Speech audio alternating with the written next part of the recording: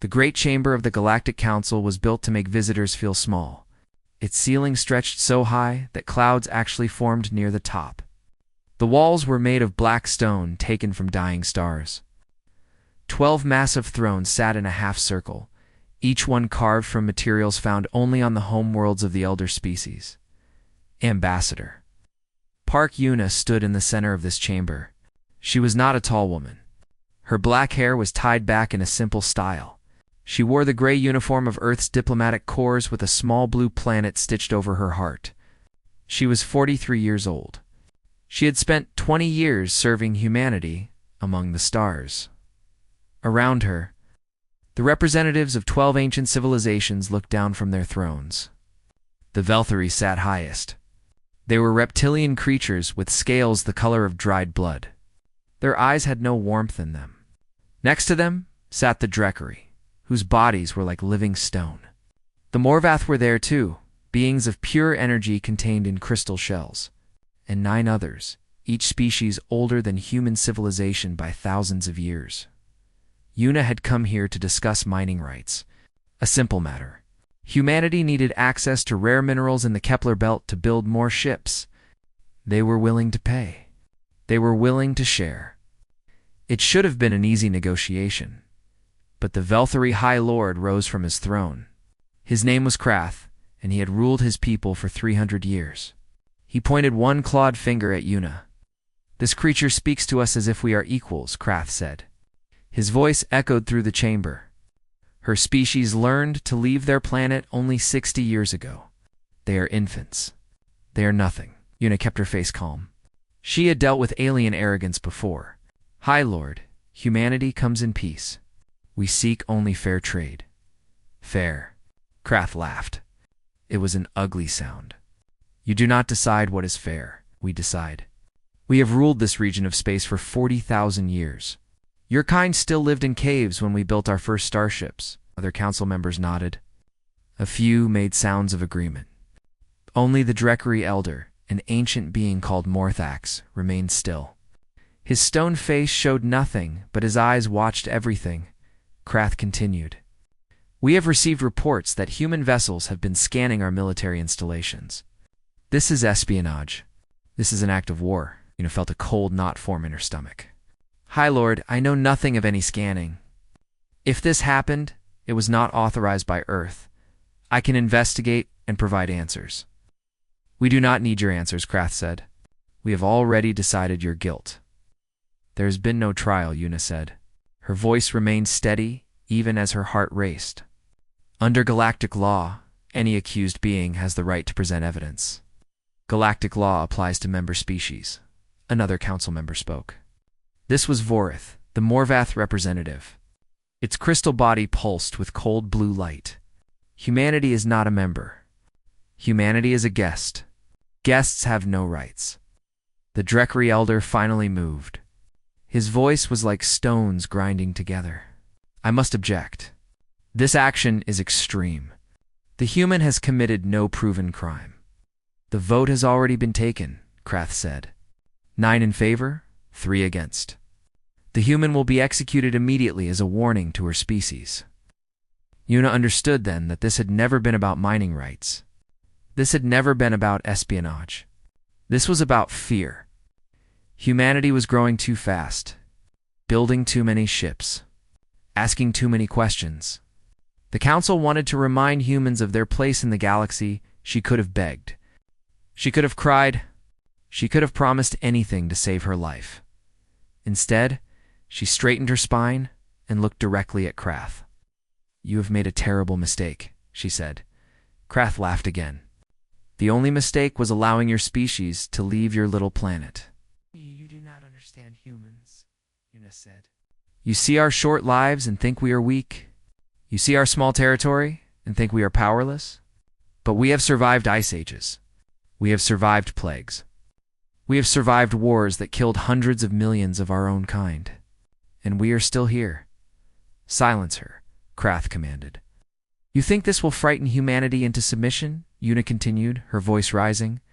"But you have not studied our history. When you strike us, we do not break. We unite. When you hurt us, We do not forget. We remember. For generations, a guard moved toward her with a plasma rifle. Yuna did not step back. My death will not end this, she said. My death will be the beginning. Krath waved his hand. Broadcast this across all human channels. Let them see what happens to those who challenge the Council. Across human space, 14 billion people stopped what they were doing. Factory workers looked up at screens. Children in schools watched with their teachers. Soldiers on distant outposts gathered around monitors. And aboard the ESS Resolve, Admiral Kang Junho stood on the bridge with his officers. They watched as the guard raised his weapon. They watched as Yuna faced her death without fear. They watched as the plasma bolt struck her chest. Ambassador Park Yuna fell. Her body lay still on the black stone floor of the council chamber. Above her, Krath smiled. Let this be a lesson, he announced. Humanity exists because we allow it. Remember your place. The broadcast ended. Aboard the Resolve, Admiral Kang Junho did not move for a long time. His crew watched him in silence. Some had tears on their faces. Some had fists clenched so tight their knuckles were white. Finally, Junho spoke. His voice was quiet, but everyone heard him. Sent a message to Earth Command. Priority 1. Tell them what we saw. Tell them we await orders. His communications officer nodded. What should I say, Admiral? What do we do now? Junho looked at the blank screen where Yuna had stood moments before. He thought about her words. He thought about her courage. He thought about 14 billion humans who had just watched their ambassador die. We do nothing yet, he said. First, we mourn. Then we plan. Then we act. And the council. Junho turned to face his crew. In his eyes, they saw something that made them stand straighter. It was not anger. Anger burns hot and fades fast. This was something colder, something patient, something that would not stop until it was finished. The council thinks they taught us a lesson today, Junho said. They are wrong. Today, they taught us who they really are. And soon, we will teach them who we really are. In the silence that followed, every person on that bridge understood. The galaxy had changed. Something had been set in motion that could not be stopped. Park. Yuna had said her death would be a beginning. She was right. For 3 days after the execution, human space went completely dark. No messages were sent. No ships moved. Every communication channel that connected humanity to the rest of the galaxy fell silent. Trade vessels that were scheduled to arrive at alien ports never came. Human diplomats on other worlds simply stopped responding to calls. The council watched this silence with satisfaction. They believed it was the silence of fear. The silence of a young species learning its place in the universe. Krath, the Velthari High Lord who had ordered the execution, received congratulations from his fellow council members. They told him he had solved the human problem before it became a real threat. They needed to be reminded that they are small, Vorith of the Morvath said during a private meeting. Now they will be obedient. Only Morthax, the Drekari elder, did not celebrate. He spent those 3 days in his private chambers, reading everything he could find about human history. He read about their wars. He read about their revolutions. He read about events called Thermopylae and Stalingrad and a place called Pearl Harbor. He read about what humans did to enemies, who attacked them without warning. On the 3rd night, Morthax could not sleep. His stone body did not need rest the way soft creatures did, but his mind would not stop working. He kept thinking about something a human diplomat had told him years ago during a minor trade negotiation. You want to know the secret of humanity? The diplomat had said with a strange smile. We are not the strongest species. We are not the smartest. We are not the oldest. But we are the most stubborn. When we decide something matters, we do not stop. Ever. We will spend generations working toward a single goal. We will sacrifice everything. And we will win. Not because we are better, but because we simply refuse to lose. Morthax had laughed at the time. Now he did not laugh on the 4th day. Silence ended. General Li Minji stood in the broadcast center of Earth Command. She was 61 years old. Her hair was gray and cut short. Her face was lined with the marks of a lifetime of service. She had fought in 3 colonial rebellions and commanded forces in 2 border conflicts. She had never lost. The broadcast would reach every human colony. It would also be transmitted on open frequencies, which meant every species with a receiver would hear it too. This was intentional. Minji looked into the camera.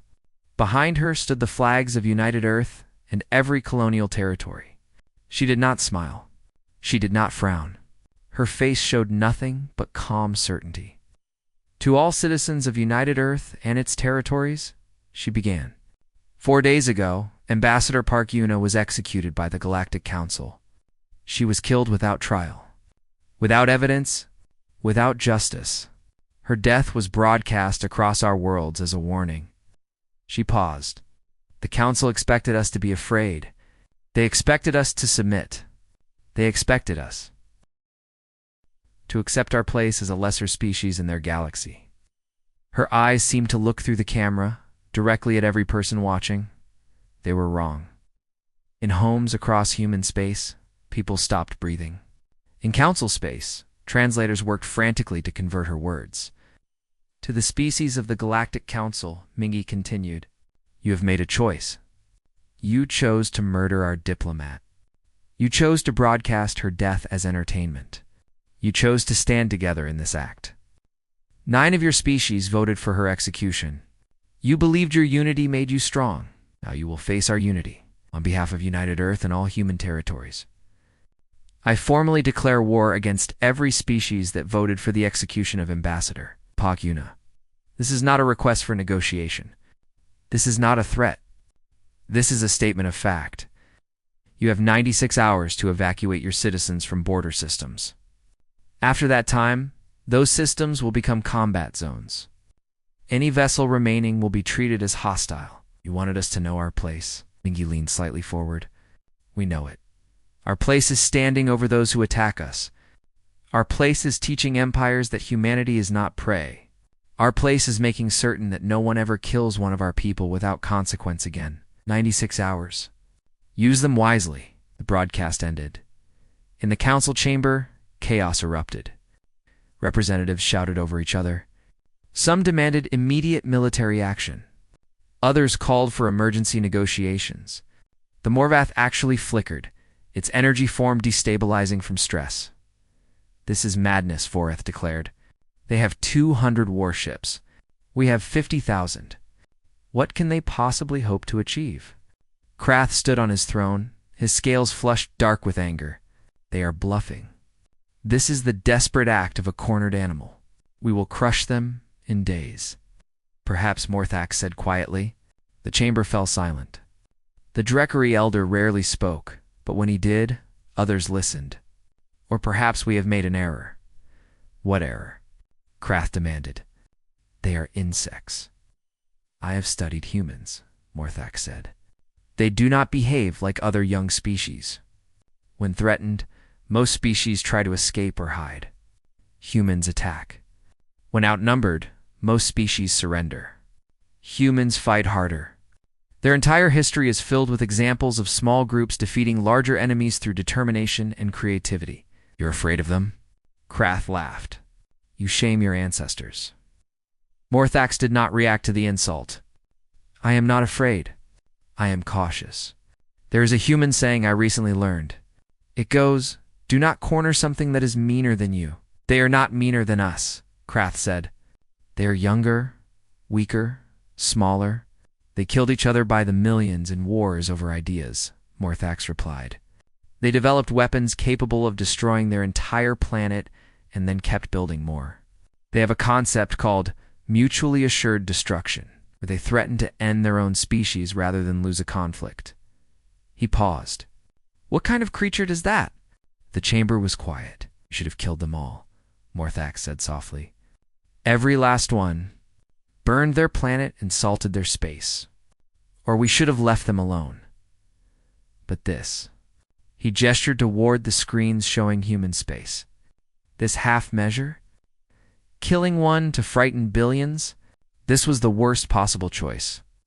You voted against the execution? Vorath observed. I did, because I understood what we were starting.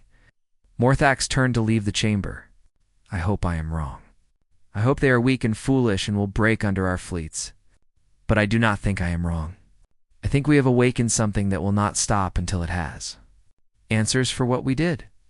He reached the door and looked back. I think we have 96 hours to prepare for a war we may not survive. The door closed behind him.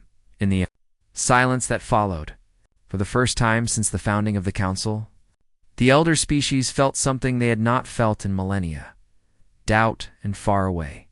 In the dark spaces between stars where no satellites watched and no sensors reached, lights began to flicker. Engines that had waited for decades began to warm. Shipyards that officially did not exist began their final preparations. Humanity was not just responding. Humanity was waking up. The Council had always believed they understood humanity. A young species. A small species. 200 warships. 12 colony worlds. 60 years of space travel against 40,000 years of galactic civilization. The numbers were clear. The outcome was certain. They were wrong about everything. When the 96-hour deadline passed, the Velthri First Fleet moved toward the human border. 3,000 warships, each one larger than anything humans had ever built. Admiral Krath himself commanded the assault.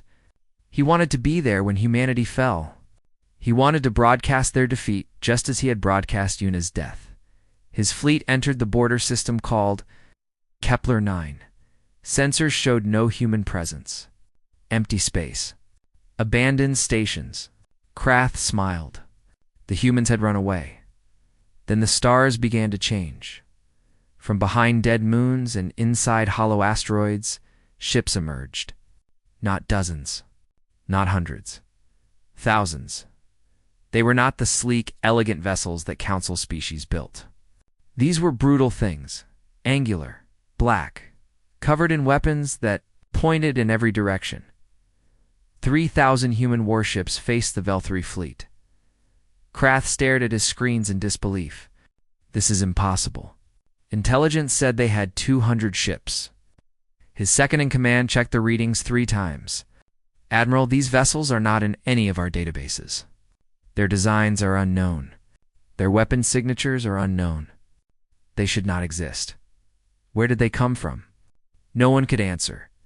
Fleet Admiral Choi Taiho sat on the bridge of the ESS Vengeance. He was 54 years old. He had spent his entire career preparing for a war that everyone told him would never come. Now that war was here, and he felt nothing but cold focus. Open a channel to the Velthri flagship, he ordered. Krath's face appeared on his screen. The alien's eyes were wide. His scales had turned pale. For the first time in 300 years, he looked afraid. He wanted to know. Humanity's place in the galaxy, Taiho said. His voice was flat. Calm, let me show you. Wait, Krath said. We can negotiate.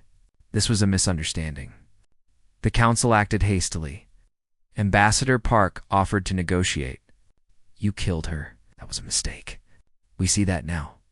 We can discuss reparations, treaties, anything you want. Taiho leaned forward slightly. I want you to understand something, Admiral. For 60 years, humanity pretended to be small. We built 200 warships and showed them to the galaxy. We acted humble. We asked permission. We followed your rules. But behind those 200 ships, we built 3,000 more. In systems you never watched, in shipyards you never knew existed. We developed weapons that your species banned 10,000 years ago because they were too terrible to use. Why? Krath's voice cracked. Because we knew this day would come. We knew that eventually one of the elder species would decide that humanity needed to be put in its place. We knew that words and treaties would not protect us. Only strength. Taiho paused. You gave us 60 years to prepare. We used every single day. The communication ended. The Battle of Kepler 9 lasted 11 hours. It should not have been close. The Velthri had thousands of years of military experience. They had fought dozens of wars. They had never lost, but they had never fought humans. Human ships did not behave like ships were supposed to behave. They broke formation constantly. They used asteroids and debris as weapons. They rammed enemy vessels when their own weapons failed. Captains made decisions in seconds that Velthari commanders took minutes to consider. Captain Beek Sujin commanded a destroyer called the Silent Knife. Her ship was damaged in the first hour of battle. Engines failing. Weapons at half power. Any normal commander would have retreated. Instead, she accelerated directly at a Velthari carrier 10 times her size. "Captain, this is suicide," her first officer said. "Maybe," Sujin replied. "But that carrier has been launching fighters for the last hour. If we take it down, we save a dozen of our ships. We will die." Everyone dies. The question is whether your death means something. She looked at her crew. Young faces. Scared faces. Faces that trusted her. "Today, ours will mean something." The Silent Knife struck the carrier amidships. Both ships exploded. The carrier's fighters, suddenly, without a home base, were destroyed within minutes. Sujin's sacrifice turned the battle. By the end, the Velthari First Fleet was broken. Over 2,000 of their ships were destroyed. The rest fled in disorder. Krath's flagship was captured. The admiral himself was found hiding in an escape pod. Tejo did not execute him. That would have been too easy. Instead, the human fleet moved to Velthari Prime itself, the homeworld of the species that had demanded. Yuna's death was defended by another 2,000 ships. They fought bravely. They fought desperately.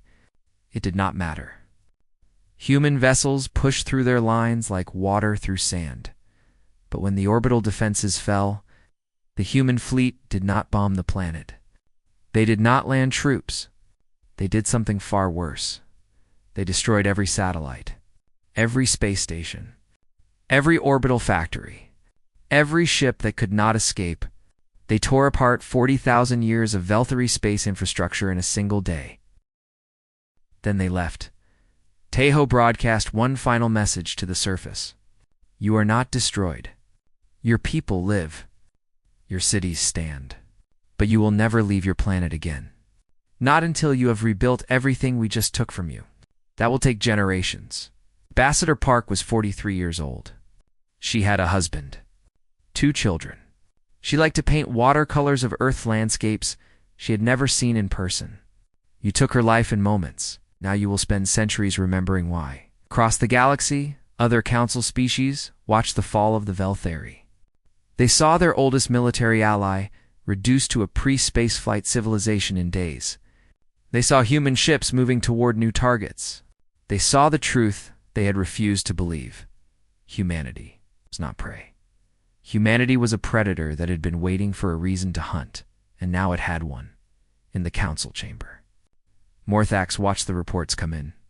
More human fleets were appearing. 5,000 ships. 7,000. The number kept growing. Every hidden shipyard was activating. Every secret weapon was being deployed. "How many do they have?" Voreth demanded. "How many ships?" Morthax checked the latest intelligence estimates. Current projections suggest between 15 and 20,000 combat vessels, plus support ships, plus weapons platforms we have never seen before. That is impossible. Where did they get the resources? The workers? The time? They had 60 years and 14 billion people who all believed this moment would come. Morthax turned away from the screens. "We laughed at them for being young. We mocked them for being afraid. But they were not afraid. They were preparing. What do we do?" The Decl Elder had no answer. For the first time in 40,000 years, the Galactic Council faced an enemy they could not defeat through strength alone.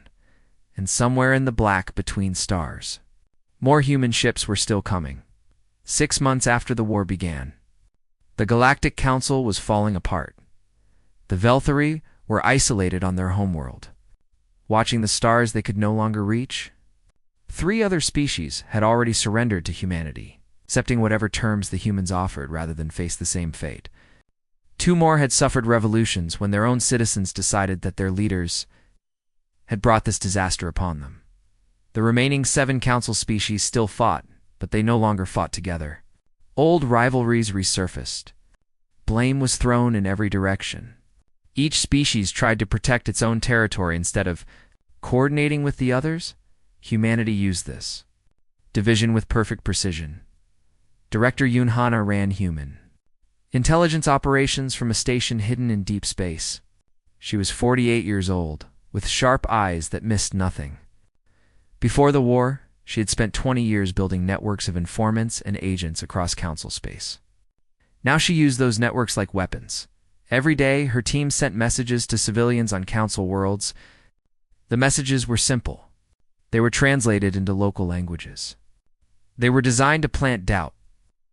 Your leaders killed an innocent woman and started a war they cannot win. They are hiding in bunkers while your children die. Is this the government you want? Is this the future you choose? On 4 worlds, these messages sparked protests. On 2 worlds, the protests became uprisings. Governments that had stood for thousands of years crumbled in weeks. Hannah did not celebrate these victories. She understood that psychological warfare was ugly work. She was turning citizens against their leaders, breaking societies that had existed longer than human civilization. Some nights, she could not sleep. But then she remembered Yuna's face in that final broadcast. The courage, the certainty, the words that had become humanity's rallying cry. You have made a terrible mistake. Hannah kept working, while the political war continued.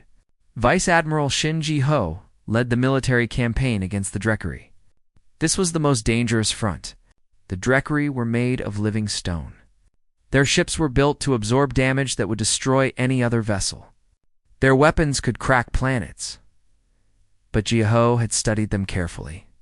He knew that Decl society valued honor above all else. They did not lie. They did not break promises. They considered deception to be the greatest sin. So when Morthax, the elder who had voted against Yuna's execution, sent a secret message requesting a meeting, Ji-ho agreed immediately. If a Decl wanted to talk, they would talk honestly. They met on a neutral station, in an empty system. No weapons, no guards. Just 2 beings in a small room with metal walls and recycled air. Morthax looked old. His stone body was cracked in places, gray with age.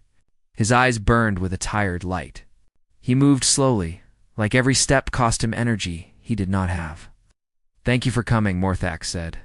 His voice was still strong, even if his body was not. You voted against the execution, Ji-ho replied. You tried to stop this war before it started. I respect that. Respect. Morthax made a sound that might have been a laugh. I have not heard that word from a human since this began. You earned it. They sat across from each other. For a moment, neither spoke. Then Morthax leaned forward. I must ask you something. I have been thinking about it since the day your people went silent. Since the day your general declared war? Since I watched the Velthari fall, he paused. I must understand. Why do you not stop? Stop? Other species we have conquered over the millennia, they resist at first. They fight. They rage. But eventually, they accept their place. They mourn their dead and move forward. They submit because submission is survival. Morthax's eyes searched Ji-ho's face. But humanity does not submit.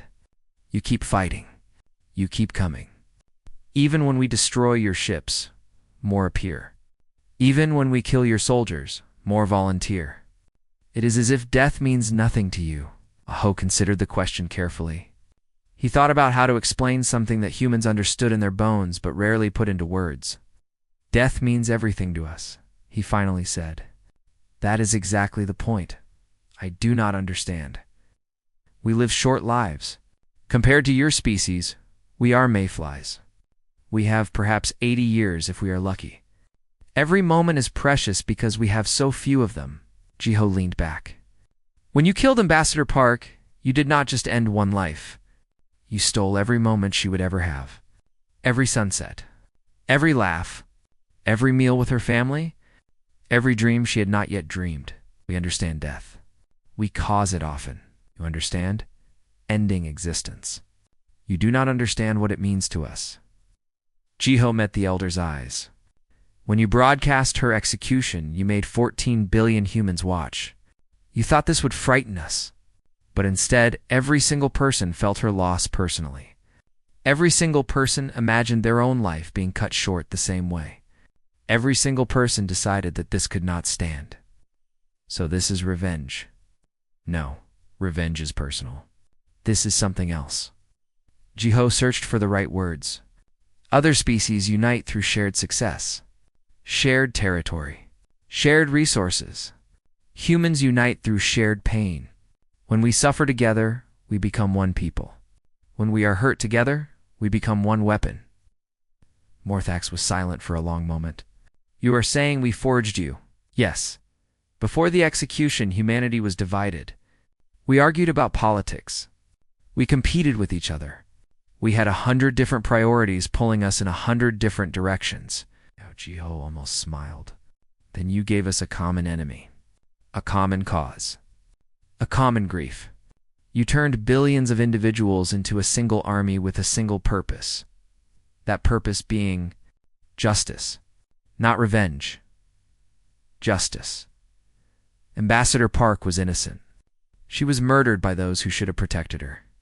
Every person responsible will face consequences. Every species that voted for her death will learn that humanity is not to be treated this way.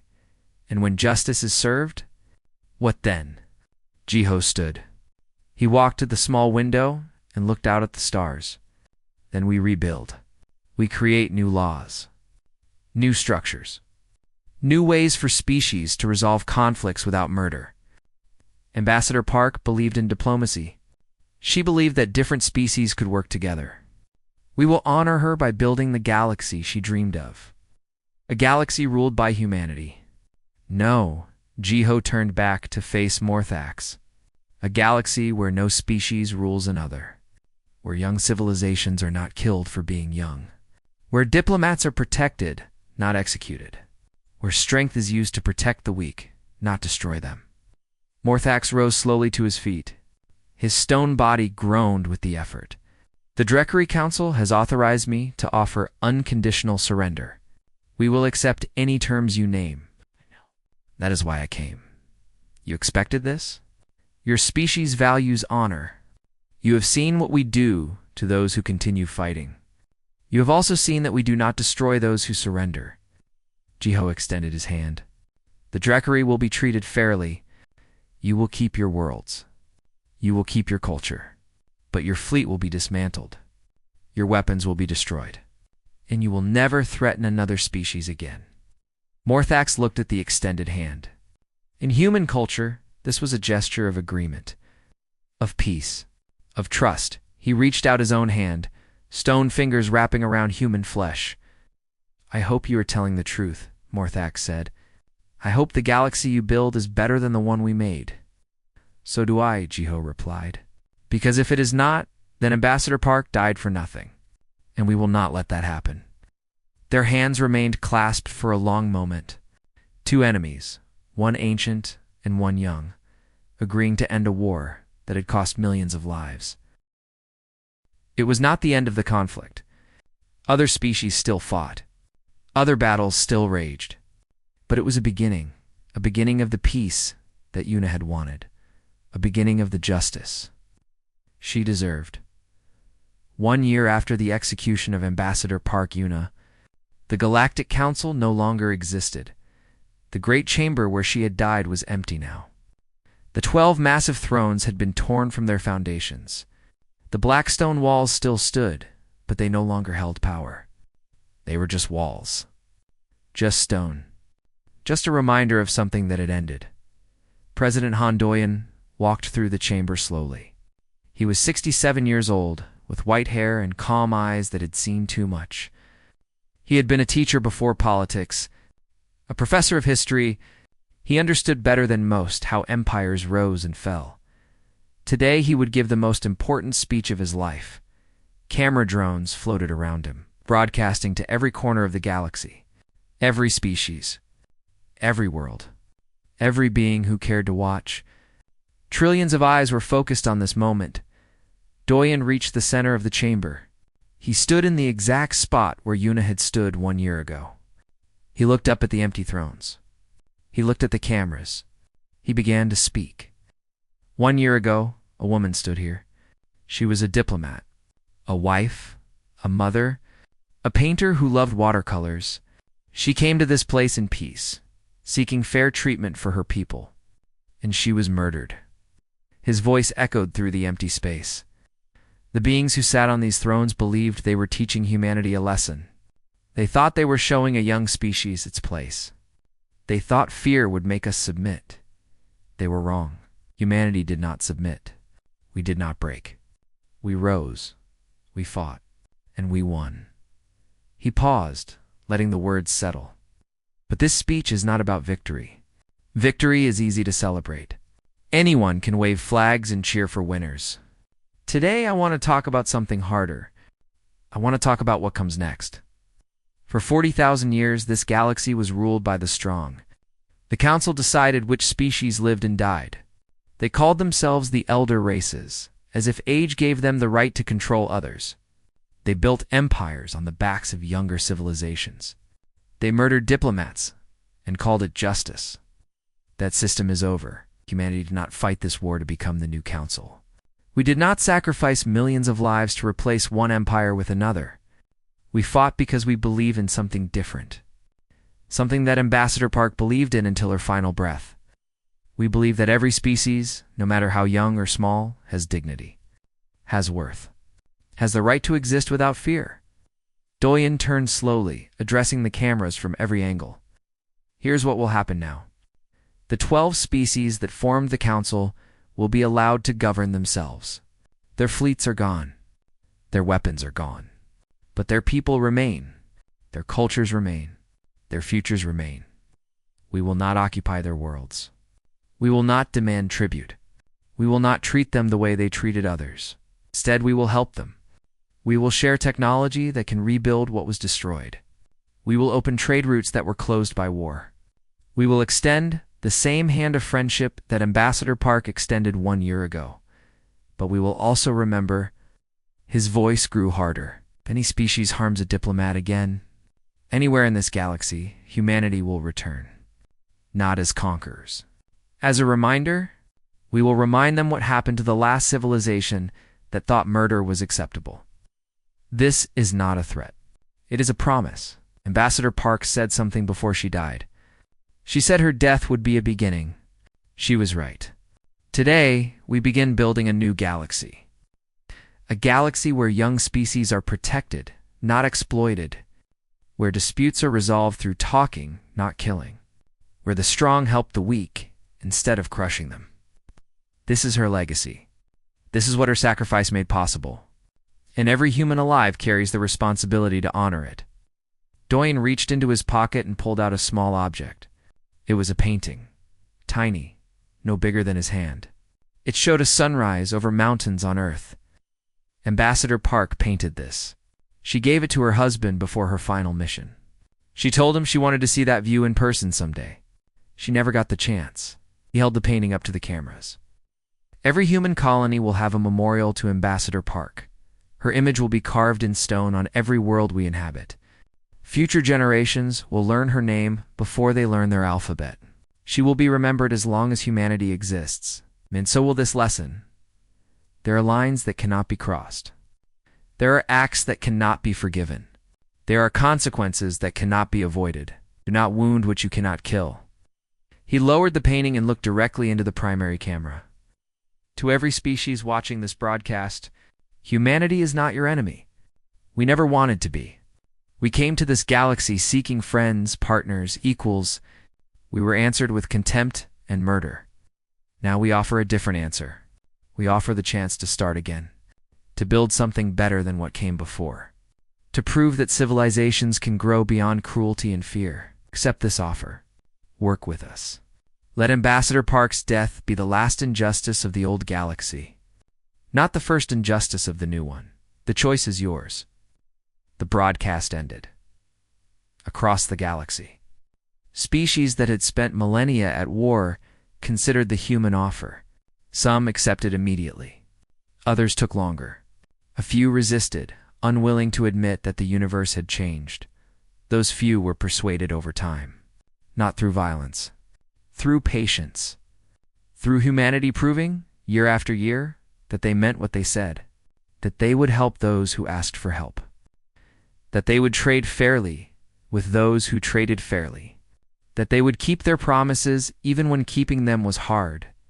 10 years after the war, the first new diplomatic summit was held. 50 species attended. They met in a station built specifically for this purpose, in a neutral system where no one had any claims. At the center of the main chamber stood a statue of Park Yuna, her hand extended in greeting. 50 years after the war, the galaxy had changed beyond recognition. Species that had been conquered by the Council were flourishing. Young civilizations were joining the community of stars without fear. Old enemies were becoming partners. 100 years after the war, historians would debate whether humanity's response had been just. Some called it proportional. Others called it excessive. The arguments never ended, but one fact remained beyond dispute. No species ever harmed a human diplomat again. And when new civilizations achieved faster than light travel and asked for advice on dealing with humans, the answer was always the same. It was passed down from elder to youth, from teacher to student, from generation to generation, a simple warning that every species learned: be polite, be respectful, treat them fairly, and never make them watch. On Earth. In a small museum in the city where Yuna was born, the original watercolor painting hung in a place of honor. The sunrise over mountains. The dream she never got to fulfill. Every year, on the anniversary of her death, thousands of people came to see it. They stood in silence. They remembered what she sacrificed. They promised to build the world she wanted. And somewhere in the stars, her legacy continued. A galaxy learning to be better, a humanity determined to lead the way, a diplomat who changed everything by refusing to be afraid. Her final words echoed across time. You have made a terrible mistake. And because of that mistake, the universe was never the same again.